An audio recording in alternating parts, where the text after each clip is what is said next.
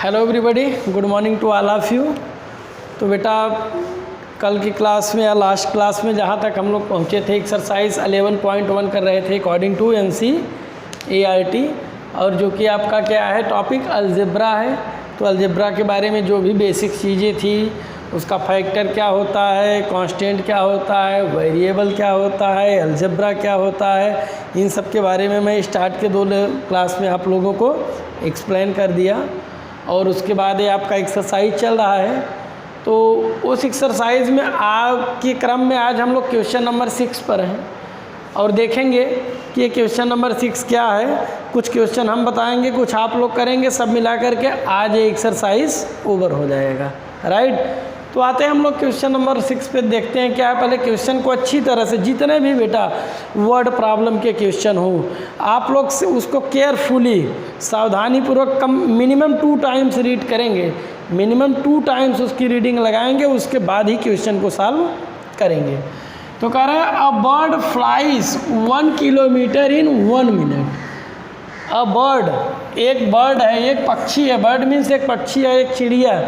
और बर्ड जो है वो क्या कर रही है, फ्लाई कर रही, उड़ रही है। कितना? 1 किमी, 1 किलोमीटर, 1 किलोमीटर उड़ रही है। कितने टाइम में? 1 मिनट में।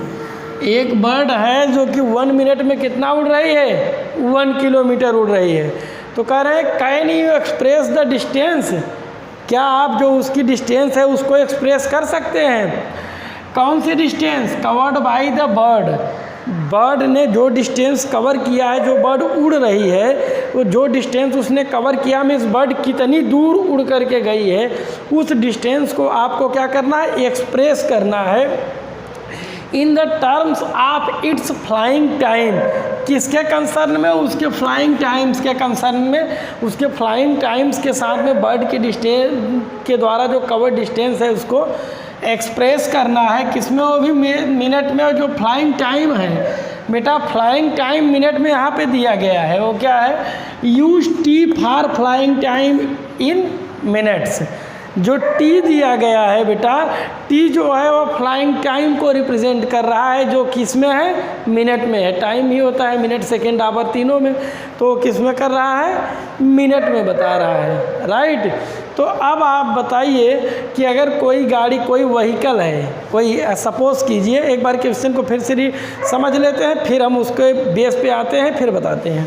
मतलब एक बर्ड है जो उड़ रही है। कैसे उड़ रही है? 1 किलोमीटर इन 1 मिनट।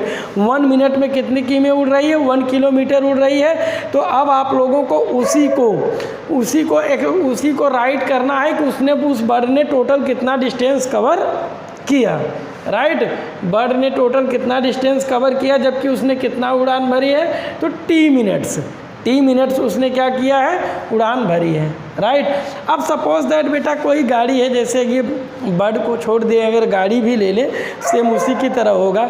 तो कोई गाड़ी की यदि स्पीड दी गई है कि इतना है, और वह स्पीड कहते हैं कि 60 किमी। 60 किमी का मतलब क्या होता है? 60 किमी पर आवर बोलते हैं। 60 किमी पर आवर का मतलब है कि उनकी गाड़ी जो है 1 घंटे में कितना जा रही है? 60 किमी जा रही है। तो अब वही अगर वो टाइम दिया गया है कि 5 आवर्स में कितना जाएगी, तो आपको बताना होता है क्या कहते हैं? 60 में 5 से मल्टीप्लाई कर देते हैं, तो आ जाता है आपका कितने किमी जाएगी। तो सेम उसी प्रकार से बेटा डिस्टेंस, आप लोगों को एक फार्मूला भी बताया गया होगा। वो क्या होता है? Distance is equal speed multiply by time. Distance is equal speed multiply by time.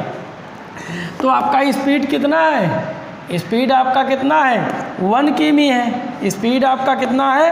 1 किमी अपॉन 1 मिनट। वो स्पीड आपका 1 किमी 1 मिनट में है, और ये टाइम आपका कितना दिया गया है? टी मिनट्स दिया गया है। राइट, तो ये आपका क्या हो जाएगा? ये 1 मल्टीप्लाई बाई टी किमी। तो ये आपका टोटल डिस्टेंस जो आएगा वो आ जाएगा टी किमी। टोटल डिस्टेंस क्या आ जाएगा? एक km लिख रहे हैं तो किलोमीटर को शॉर्ट में ही km लिखा जाता है। तो कितना आ गया कि टोटल डिस्टेंस? T kilometre. यही आपका क्या हो गया बेटा? आंसर। तो यहाँ पर तो ये फार्मूला आप लोगों को लर्न रखना चाहिए। Distance is equal speed into time. Speed is equal distance upon time, time is equal distance upon speed. Okay, तो ये था आपका क्वेश्चन नंबर 6। नेक्स्ट आपका बेटा क्वेश्चन नंबर 7 है। क्वेश्चन नंबर 7 में देखिए क्या कह रहे हैं, रीड करिए, पहले रीड करिए फिर उसके बाद समझिए उसको। राधा इज ड्राइंग, राधा क्या कर रही है, ड्रॉ कर रही है। और डॉट रंगोली, राधा क्या कर रही है, डॉट रंगोली बना रही है। डॉट रंगोली का मतलब समझते हैं, ऐसे dot dot dot dot dot dot dot करके ऐसे ऐसे जो रंगोली बनाई जाती है वैसे।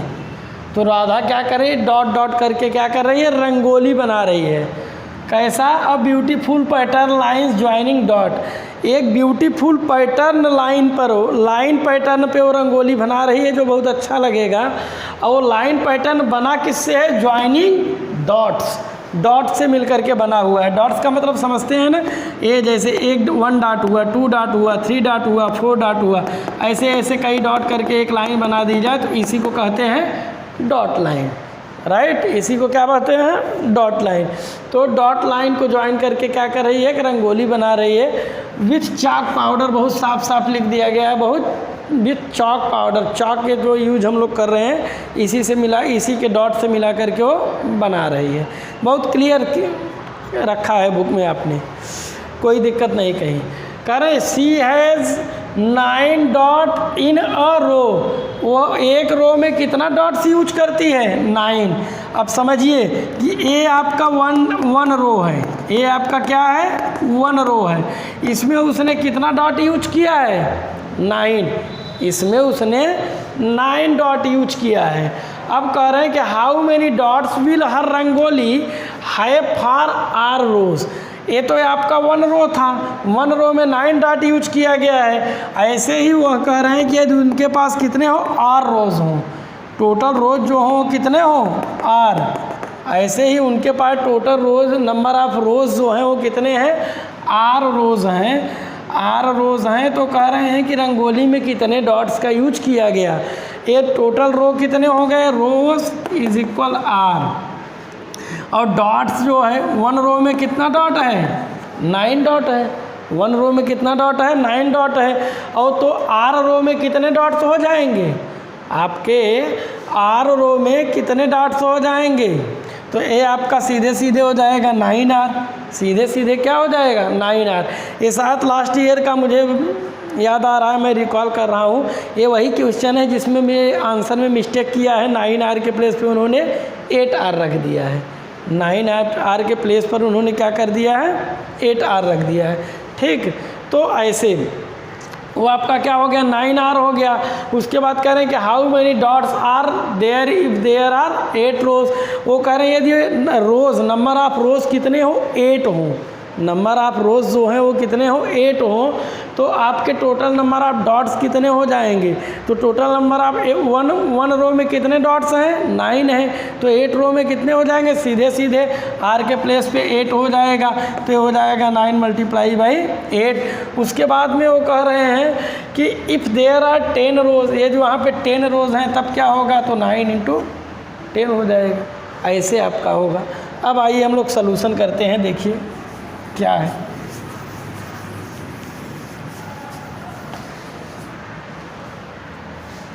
चलिए, तो number of dots in 1 row, number of dots in 1 row is equal कितना हो जाएगा, 9। देन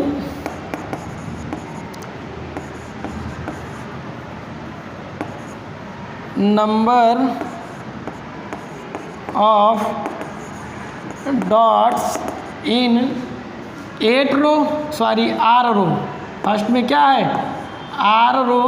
तो ये आपका क्या हो जाएगा, 9 × R मीन्स 9R। कितना हो जाएगा, 9R हो जाएगा। इसके बाद में अब आपका नंबर ऑफ डॉट्स इन 8 रो, क्या दिया गया, 8 रो। तो ये क्या हो जाएगा, 9 × R के प्लेस पे 8, तो कितना हो जाएगा, 72। इसके बाद में आपका रहेगा नंबर ऑफ डॉट्स इन 10 रो। भाई 10 रो की भी बात यहाँ पे की गई है और वहाँ पे 8 रो की बात की गई है, और उससे पहले आपका और रो के लिए आर वर्ड यूज किया गया। तो ये आपका स्टेप फर्स्ट हो गया, इसके बाद में आपका 8 रो का सेकेंड हो गया, उसके बाद थर्ड में आपका 10 रो का हो गया। तो ये हो गया 9 × 10, तो ये हो जाएगा 90। तो क्लियर हुआ। तो आर रो में कितने नंबर ऑफ डॉट्स हुए? 9R। 8 रो में कितने नंबर ऑफ डॉट्स हुए? 72। 10 रो में नंबर ऑफ डॉट्स कितने हुए? 90। ओके, तो ये था आपका क्वेश्चन नंबर 7।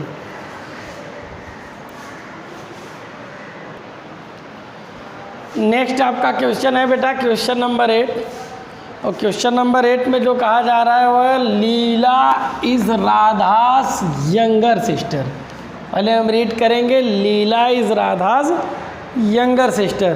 तो ये जो वर्ड आया है यंगर, यंगर मीन्स क्या होता है? यंगर सिस्टर मीन्स छोटी बहन। यंगर मीन्स क्या होता है? छोटा। तो यंगर सिस्टर मीन्स क्या हो गई? छोटी बहन। Leela is Radha's younger sister means Leela जो है वो राधा की छोटी बहन है। इसका मतलब लीला की एज जो है राधा की एज से कम है। अब Leela is 4 years younger than Radha. Leela is 4 years younger than Radha. जो लीला की एज है वो राधा से 4 ईयर्स कम है, मीन्स लीला जो है वो राधा से 4 वर्ष छोटी है। तो कह रहे हैं कैन यू राइट, क्या आप लिख सकते हैं Leela's age in terms of Radha's age? क्या आप लीला की एज को राधा की एज के टर्म में लिख सकते हैं? इसका मतलब है कि आपको लीला की एज को राधा की एज के टर्म्स में लिखना है, राइट करना है। करें take Radha's age be x years, जिसमें राधा की एज को कितना कंसीडर करना है? x year. राधा की एज को x ईयर कंसीडर करना है, राइट। तो क्लियर हुआ। लीला जो है लीला राधा से छोटी है, लीला की एज जो है राधा से 4 ईयर्स कम है, और उन्होंने कह दिया कि यदि राधा की एज x ईयर है तो आपको लीला की एज को राधा के एज के कंसर्न में लिखना है, राइट करना है, राइट। चलिए solution, Radha's as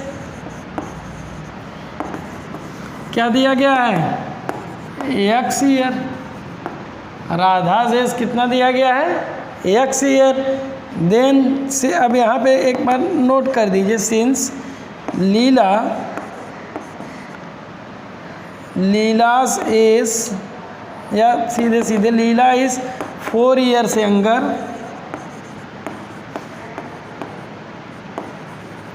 Leela is 4 years younger from Radha, then Leela is 4 years younger from Radha, then Leela's age is equal क्या हो जाएगा? राधा एज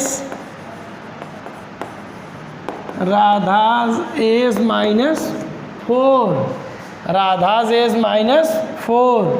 तो राधा की एज क्या दिया गया है? x, तो ये हो गया x -4। यही आपका क्या हो गया? आंसर हो गया। यही आपका बेटा क्या हो गया? आंसर हो गया, right.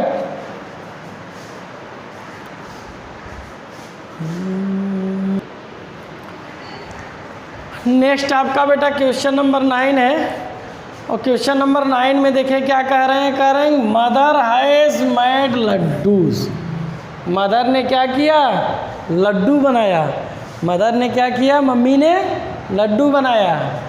C gives some laddoos to guest and family members. तो मम्मी ने क्या किया? लड्डू बनाया, और जो लड्डू बनाया था मम्मी ने, उनमें से उसने कुछ लड्डू जो है अपने गेस्ट एंड फैमिली मेम्बर्स को दे दिया। अब कितना लड्डू बनाया था ये भी नहीं पता है, और कितना उन्होंने दे दिया अब तक में तो भी नहीं क्लियर है। अब आगे देखिए क्या दिया गया है तो क्लियर होगा। करें स्टिल 5 लड्डूज रिमेन, मतलब मम्मी ने कुछ लड्डू बनाया, उसमें से उन्होंने कुछ लड्डू जो था गेस्ट एंड फैमिली मेम्बर्स को दे दिया। तो जब इन सबको दे दिया तो इनको देने के बाद जो मदर के पास में, मम्मी के पास जो लड्डू बचे वो कितने थे? 5 थे। कितने थे? 5 थे। अब next, if the number of laddoos mother gave away is यल। कह रहे हैं कि यदि वो नंबर ऑफ लड्डू जो थे वो यल थे, जिनको मदर ने क्या किया? दे दिया। या तो गेस्ट को दिया या फैमिली मेम्बर को। गेस्ट या फैमिली मेम्बर्स दोनों को मिला करके मदर ने जो लड्डू दिया वो लड्डू कितने थे? टोटल यल थे। तो कह रहे हैं कि how many laddoos did she make. तो आपको बताना है कि मम्मी ने कितना लड्डू बनाया था। मेक मीन्स क्या होता है? बनाना। मम्मी ने कितना लड्डू बनाया था। एक बार फिर से क्वेश्चन को समझते हैं, हम लोग एक्सप्लेन कर रहे हैं, समझिए। मम्मी ने क्या किया? लड्डू बनाया। कितना बनाया वो पता नहीं था। उसमें से उन्होंने कुछ लड्डू जो था वो किसको दे दिया? फैमिली मेम्बर एंड गेस्ट को दे दिया। अब जो फैमिली मेम्बर और गेस्ट को दिया वो लड्डू कितने थे? वो यल थे। कितने लड्डू थे? यल। अब इसके बाद में फैमिली मेम्बर एंड गेस्ट को यल लड्डू देने के पश्चात जो मम्मी के पास लड्डू बचा वो कितना था? 5 था। मदर के पास जो रिमेंस लड्डू थे वो कितने थे? 5 थे। तो अब आपको बताना है कि टोटल लड्डू मम्मी ने कितना बनाया था। तो बेटा टोटल लड्डू तो वही है जितना उन्होंने गेस्ट एंड फैमिली मेम्बर को दिया और जो बचा, यदि इन दोनों को ऐड कर दिया जाए तो वही आपका क्या हो गया? Total number of laddoos. वही आपके क्या हो गए? Total number of laddoos. तो चलिए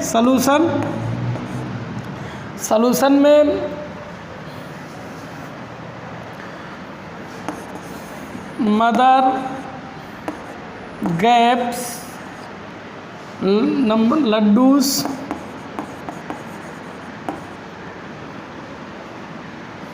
laddoos for her guest and family member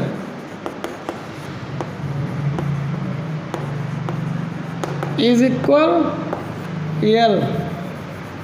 तो मदर ने कितना लड्डू अपने गेस्ट और फैमिली मेम्बर को दिया मिला करके? यल लड्डू दिया। कितना दिया? यल। मदर है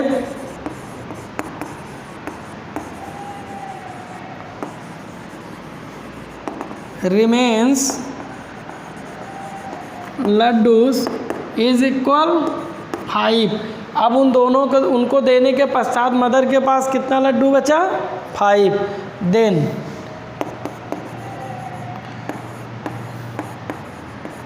टोटल लड्डूज